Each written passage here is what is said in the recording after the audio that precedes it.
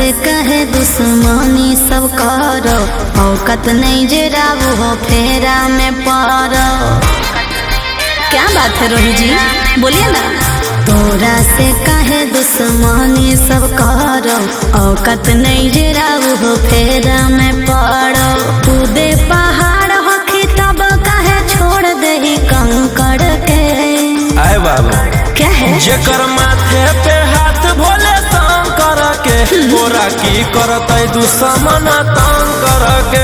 जेकर माथे पे हाथ भोले शंकर के, तोरा की करत दुश्मन तंग कर के।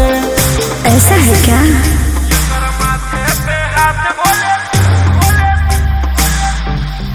Vicky Vox.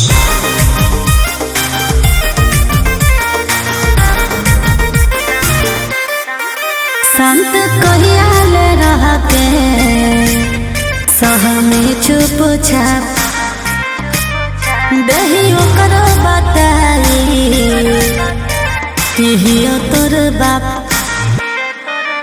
आगे देख ले बाबा त्रिपुरारी गे, उनका रहते के हमर बिगाड़ी गे। देखे ना पहले को है तोर अभी रूप भयंकर के।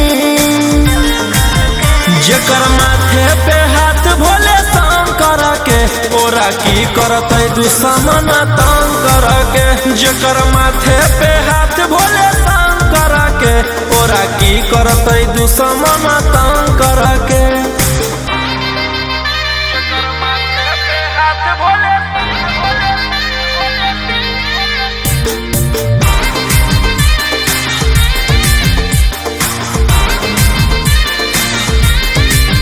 खुद धरती पे नहीं आई थूनील कौन, तोरे करे पड़ा तोरे ई पपियन के अंक। जब ले देती नहीं बाबा यो डरा लागे, कैसे सावन में उठिए हथियारा लागे। राजा रोशन रोही चलतो ने काम खाली मंत्र से।